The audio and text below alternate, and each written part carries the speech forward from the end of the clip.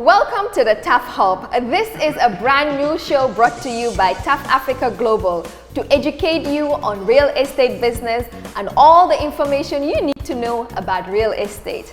After 45 years of construction and real estate development in 8 African countries, it is time to share my experience, and it can only be done in the TAF Hub.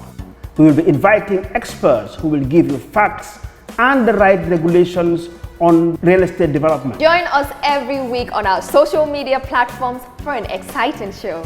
You can also watch us on JRTS TV every Sunday at 8:30 p.m.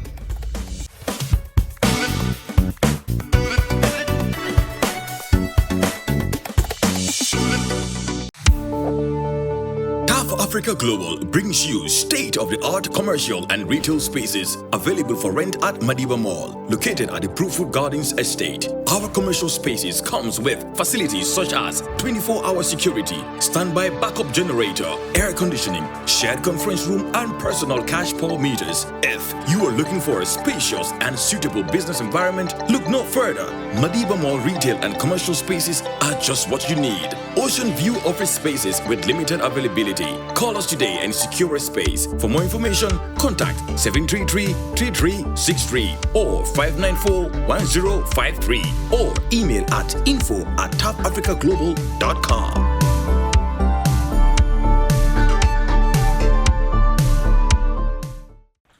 Hello viewers, welcome to the TAF Hub. This is another episode and we're really excited to be back on your favorite show. My name is Mariama Kuli, the co-host of this very important and wonderful show.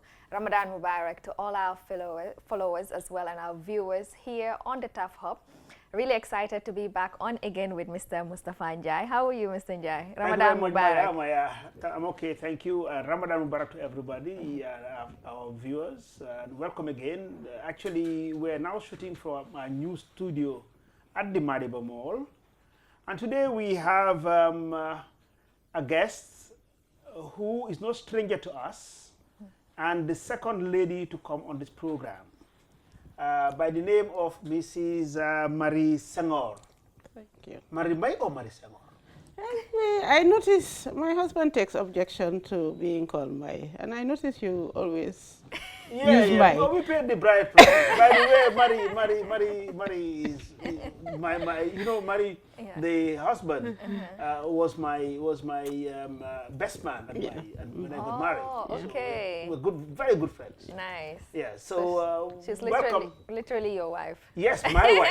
My wife. Yes. So let's get Marie to introduce herself.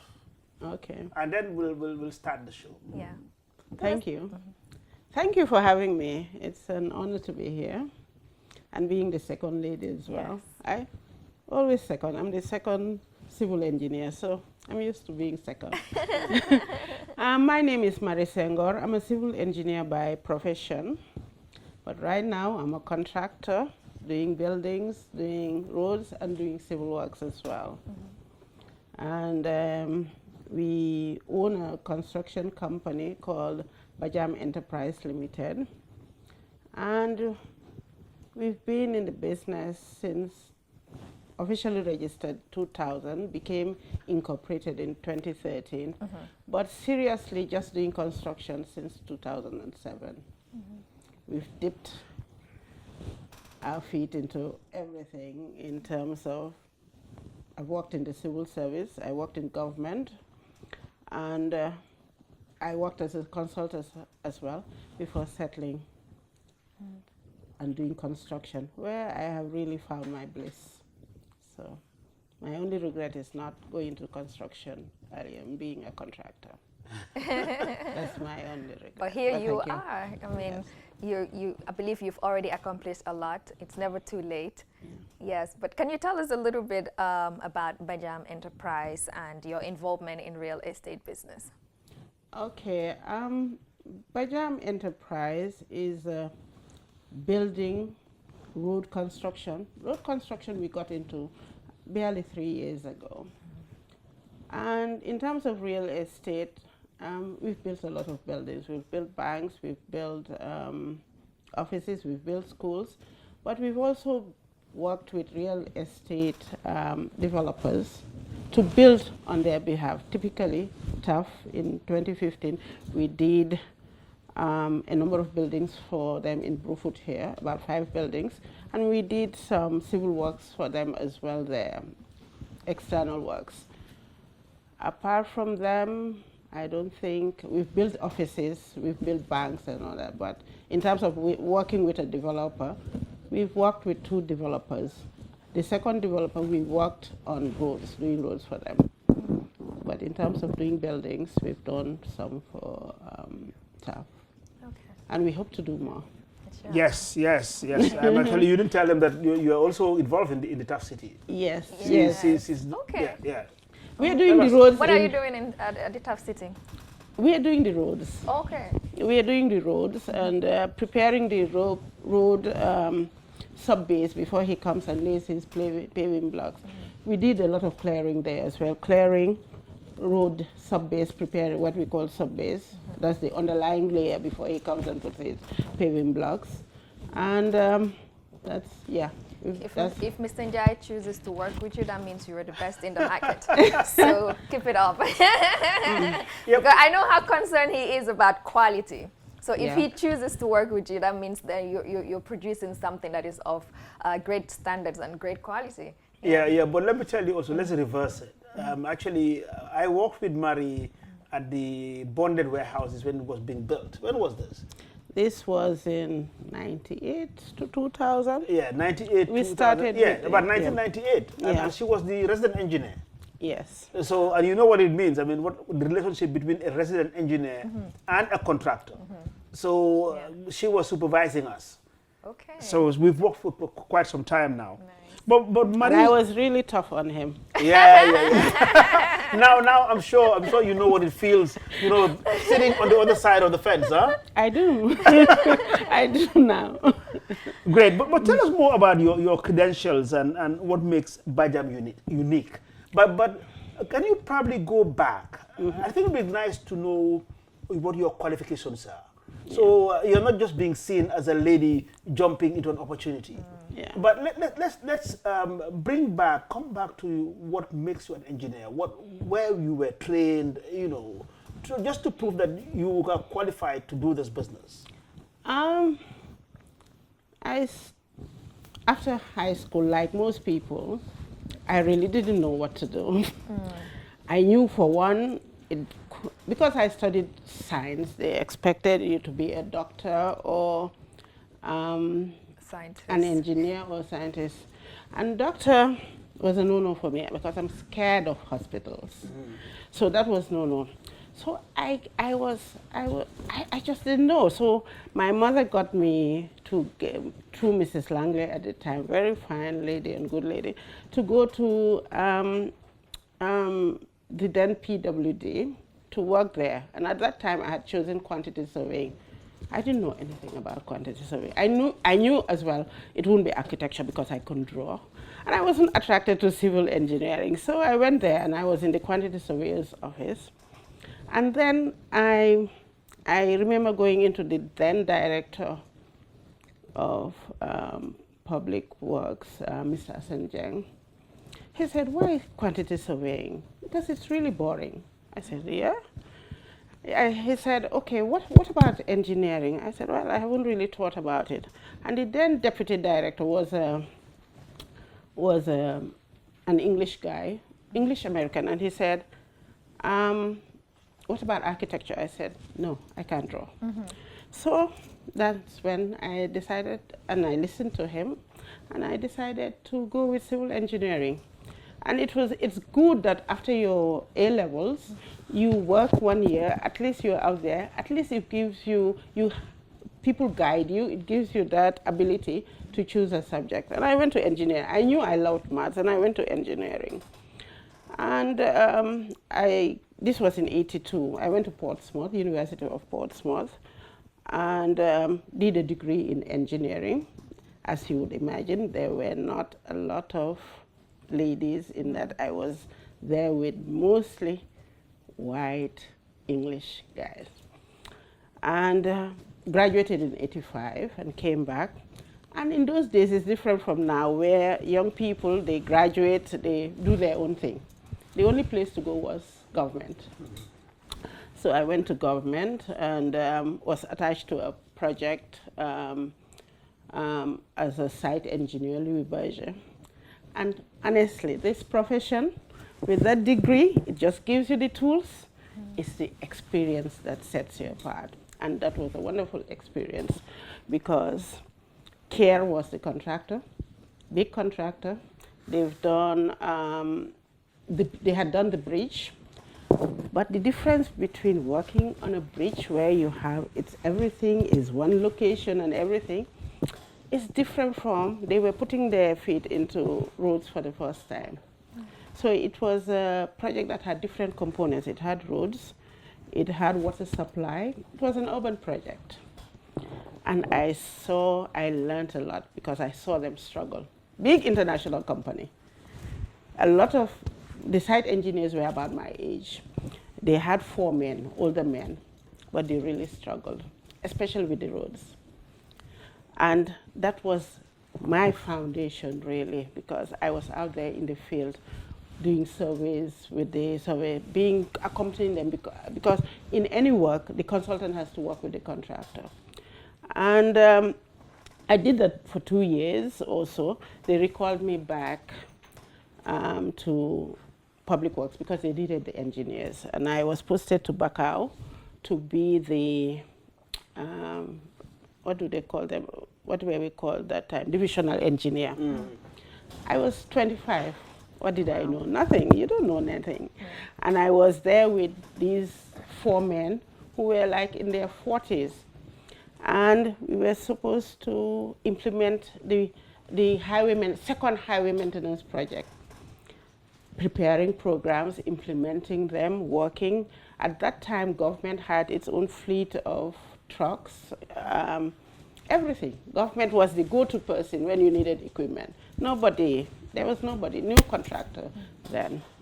I did that for 2 years. I get bored easily, probably, and I just wanted to go to the head office and be in the planning and design division. Whilst there, I realized that, okay, in England, if you have a degree, you're still a graduate engineer. And for some reason, I don't know, maybe being female, you just want to prove yourself even more. And I wanted to be a chartered engineer, which sets you aside from being graduate to being a professional engineer with recognized experience. And thank God, our boss at the time facilitated for myself and another colleague to go to America to be a chartered. You must have design office experience and site experience. Site experience I had from that urban management. Design office I didn't have. So we went to America, 2 years, sat the exams in '94, and passed and came back to work. And I came back to work, and barely a month I was there. My then director was sent on leave, and there was nobody there, just me. I was 32 years old.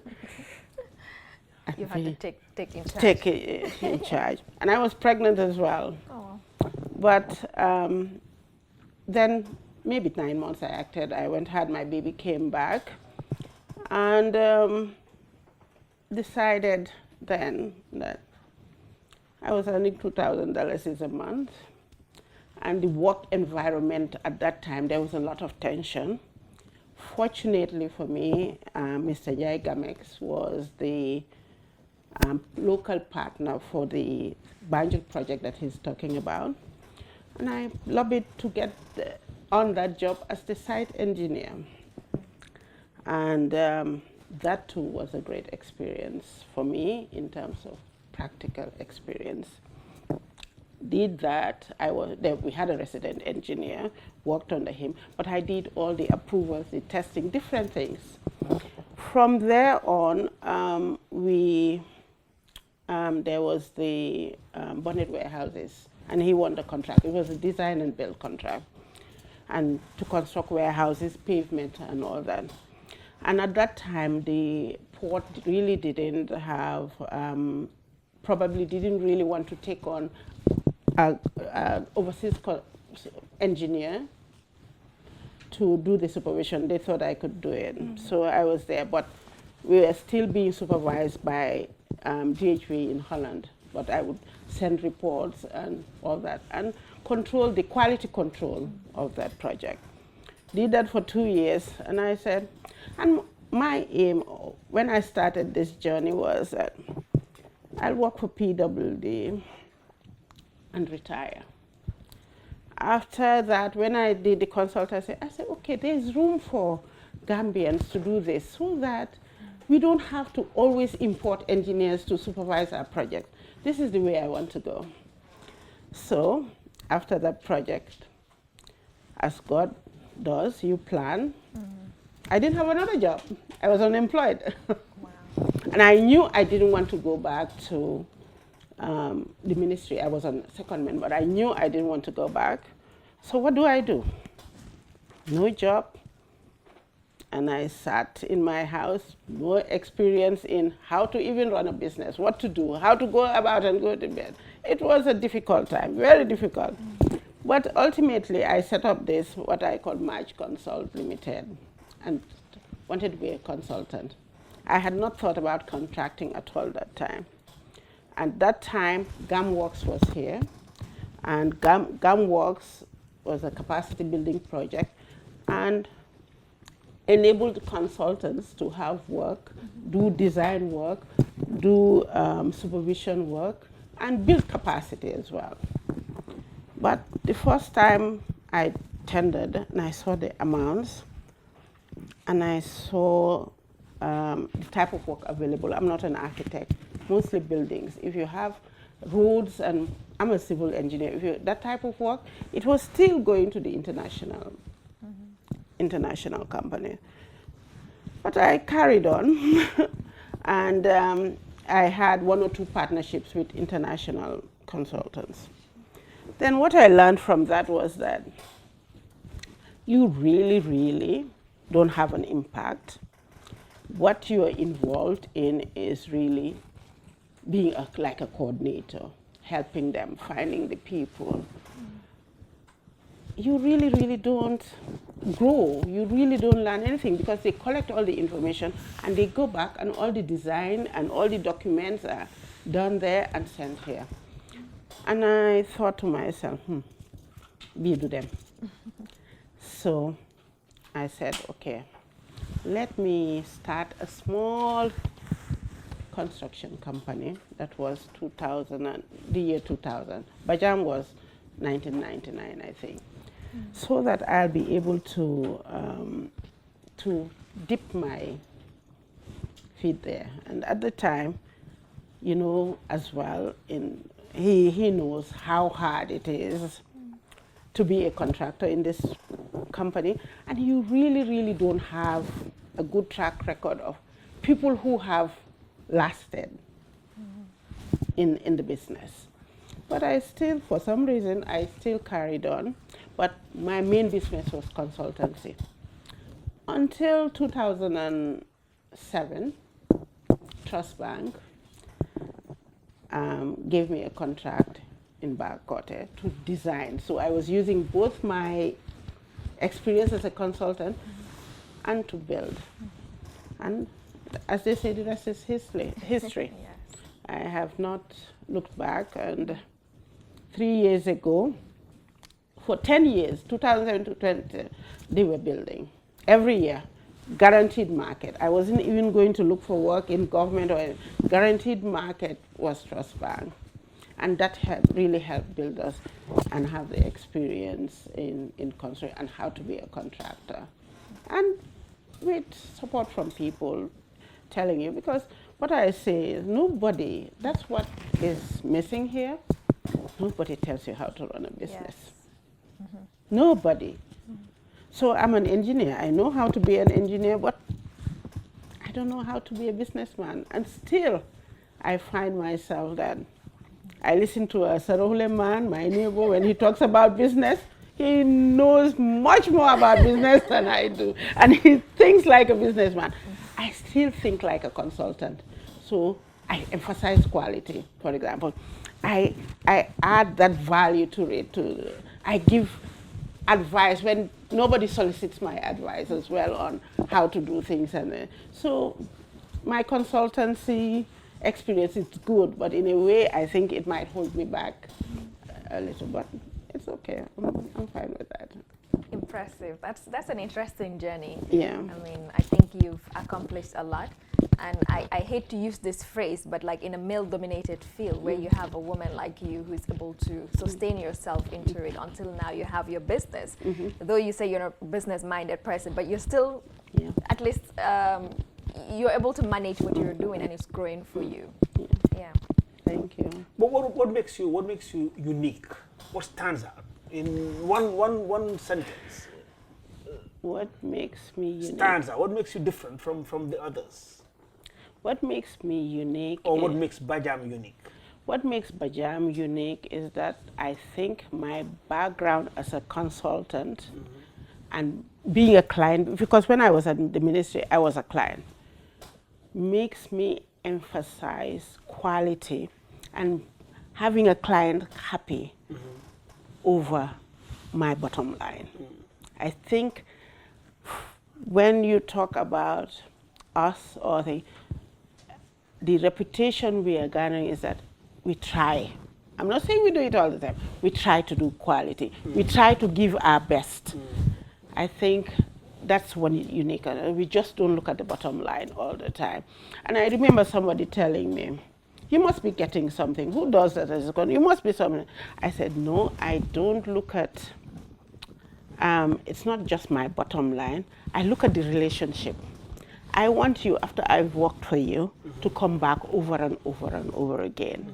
And if I have to sacrifice a little bit of my profit to achieve that, I will do it. That has been my strategy, and it has worked.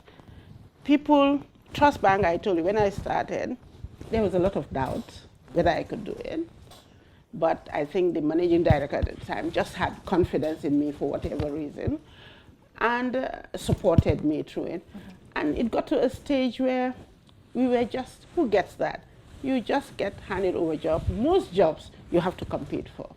And you just get handed over a job and you give your price and you negotiate bank.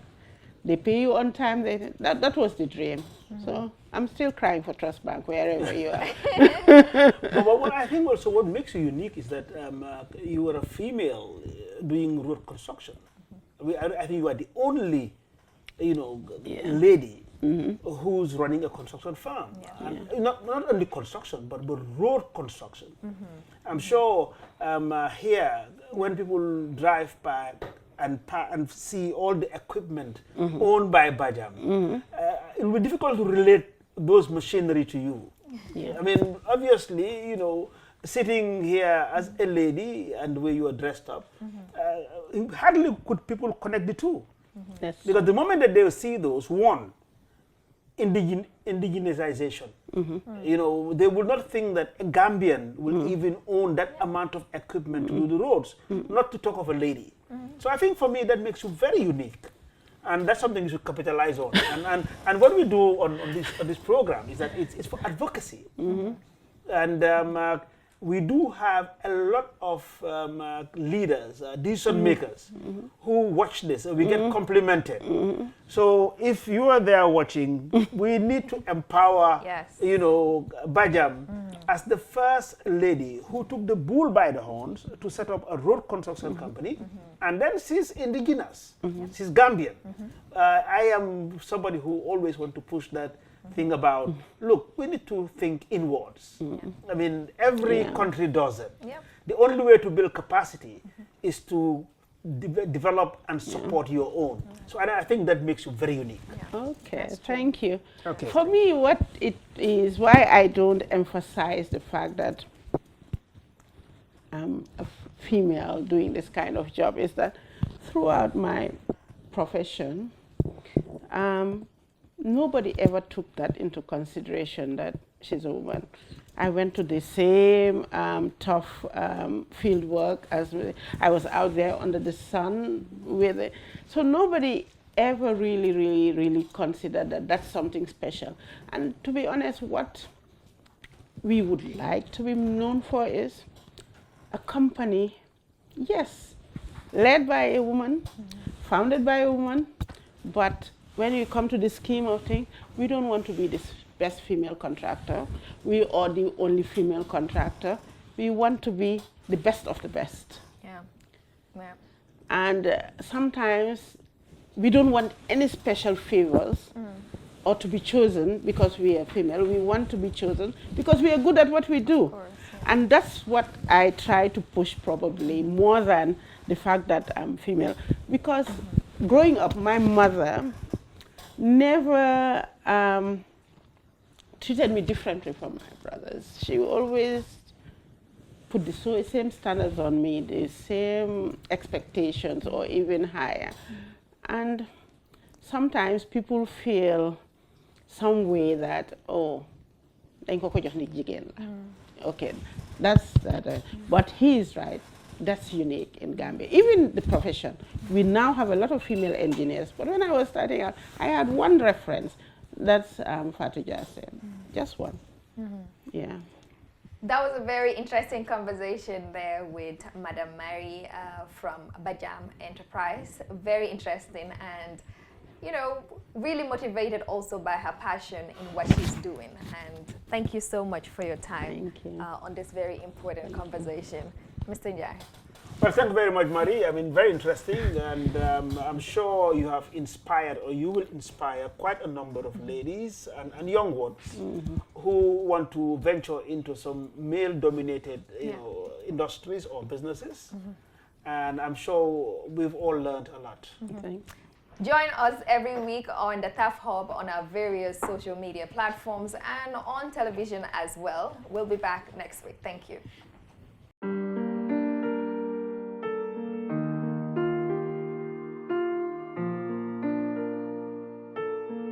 TAF Africa Global is the first and biggest private real estate developer in the Gambia, with a presence in 7 other African countries. We are launching the development of the first smart and most modern office and retail towers in the Gambia, called TAF Twins, located in the heart of the Canifing institutional area and 10 minutes drive from Banjul. TAF Twins is designed to have 5 floors of office spaces ranging from 50 meters square to over 1,000 meters square, 2 elevators, central air conditioning, 24-hour electricity and water supply, with the ground floor reserved for banking, supermarket, restaurant and coffee shops. For your bookings and reservations, please call now on 376-2333 or 776-2333.